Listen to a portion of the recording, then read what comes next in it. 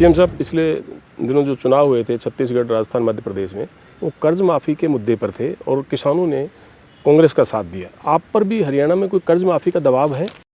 देखिए, हमारे मन में एक ही बात है कि किसानों को उनकी आय कैसे बढ़ाई जाए, कैसे आय की डबल करने की जो प्रधानमंत्री जी ने एक लक्ष्य रखा है उसको कैसे पूरा किया जाए। और किसानों के लिए हमने काम बहुत किए हैं। हमने जो कंपनसेशन है, देश भर में सबसे ज़्यादा कंपनसेशन 12,000 रुपये एकड़ हरियाणा में है।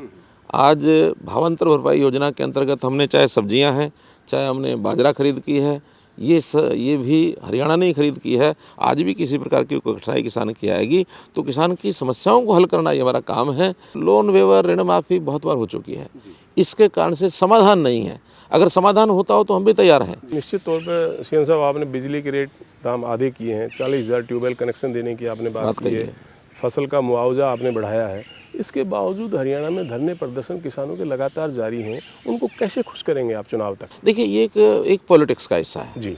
किसान राजनीति भी हरियाणा में नहीं, सारे देश में चलती है।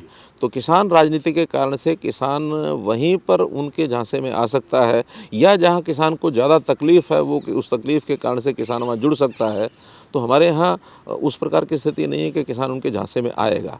प्रधानमंत्री नरेंद्र मोदी जी और भाजपा के राष्ट्रीय अध्यक्ष अमित शाह जब भी हरियाणा आए, हमेशा आपकी पीठ थपथपा के गए हैं और ये भी कह गए हैं कि आने वाले चुनाव में मुख्यमंत्री मनोहर लाल खट्टर ही भाजपा का चेहरा होंगे। तो आने वाले चुनाव में सीएम साहब, आप क्या क्या चुनौतियां देखते हैं? देखिए, कई तरह की चुनौतियां आज भी हैं। हम कोई 5 साल में सारे काम पूरे कर पाएंगे ऐसा हमको भी नहीं लगता है। आखिर देखो, सबसे बड़ी चुनौती हमारे पास अनएम्प्लॉयमेंट की है, क्योंकि हर साल प्रदेश में 2 लाख लोग जो हैं नए अनएम्प्लॉयमेंट की लाइन में खड़े होते हैं। अब सरकारी नौकरियां तो 10 से 20 हज़ार के बीच में ही जाएंगी। जितने लोग रिटायर होंगे वो आएंगे, या कहीं 2-3 हज़ार नई पोस्टें क्रिएट हो जाएंगी। सबको सरकारी नौकरी तो मिलती नहीं है। आज 22,000 नए ऐसे छोटे उद्योग ये हरियाणा में आए हैं, जिसमें लगभग 1.5 लाख लोगों को रोज़गार मिला है। हमने सरकारी नौकरियों में भी जितनी पेंडेंसी थी सबकी उनके या तो एग्ज़ाम ले करके उनका अपॉइंटमेंट कर दिया है, और या फिर अभी पाइपलाइन में है। 32,000 लोगों की अपॉइंटमेंट हमारे आने के बाद स्टाफ सिलेक्शन कमीशन ने की है। कोई 2-2.5 हज़ार HPSC ने भी की है।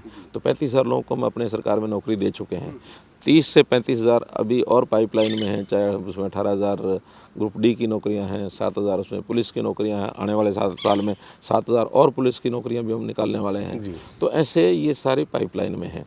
और मैं समझता हूँ कि नौकरियों में जो भ्रष्टाचार चलता था उस पर भी हमने काबू पाया है। तो भ्रष्टाचार भी नीचे तक समाप्त करना एक ये हमारा चैलेंज है।